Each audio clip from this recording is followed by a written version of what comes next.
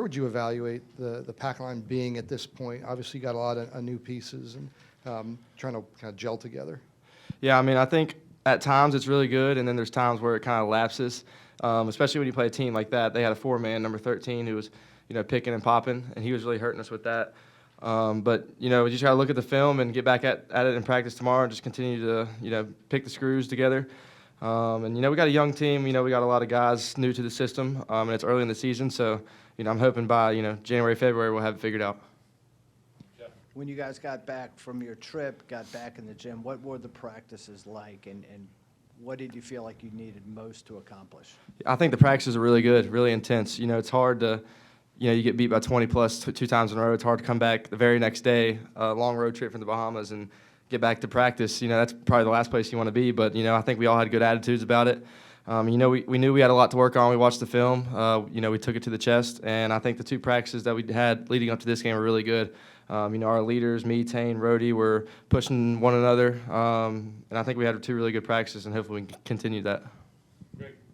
What strides have you seen Andrew make offensively this season through the offseason and here in the early going? I just think he's way more confident this year. Last year he didn't shoot the ball great. I think he was in his head a little bit, but this year he's coming out firing, coming out really confident.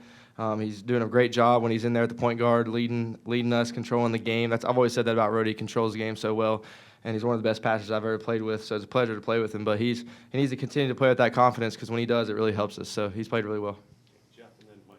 You got a lot more points in the paint tonight than in the two games there. Obviously, Manhattan is not as big as the two teams you faced in the Bahamas, but Ron said that was a point of emphasis to get the ball inside and maybe take fewer three-pointers? Yeah, 100%. Sometimes the Bahamas, I think we were a little stagnant on offense and just relying on our three-point shooting.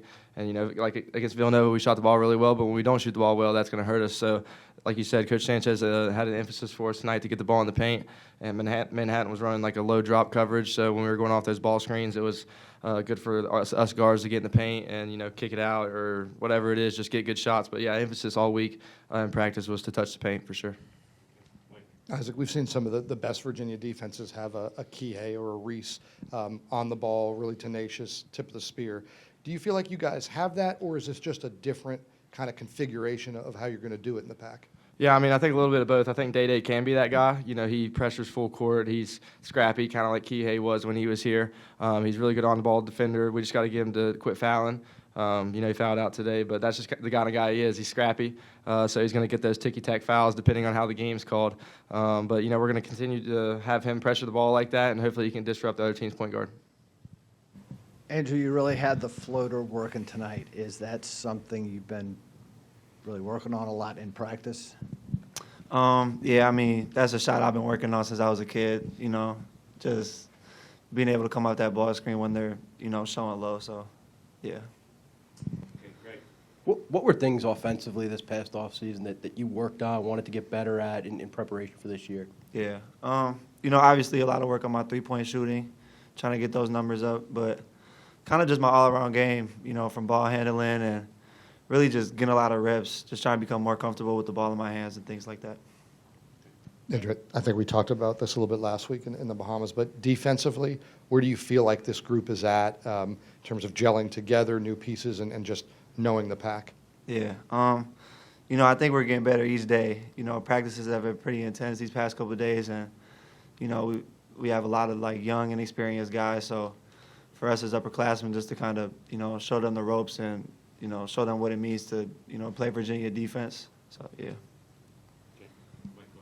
In terms of that, in the past, we've seen some great Virginia defenses have had like Kihei or Reese at tip of the spear at that. This seems like a different group. You don't necessarily have that disruptor. Mm-hmm. Is this just a different way to kind of do the pack? Yeah, obviously it's nice to, have those guys on your team, but I think for us this year it'll be really important for everybody to buy in, everybody to be focused and intentional with what we're doing, with the different calls that we have, the different, coverages that we have. But I think just all five of us being on the court together and buying in, it will be the most important thing. Yeah, what was the biggest adjustment for you last year as you transitioned to Virginia and learning Virginia's offense? And I guess what are you more comfortable with now this season? Yeah, I think just the level of play, was a lot different from what I was used to. and, you know, it was definitely an adjustment. But, you know, I'm blessed to be in such a great program with people around me who always supported me, and, you know, they supported me through everything, so I'm grateful for that.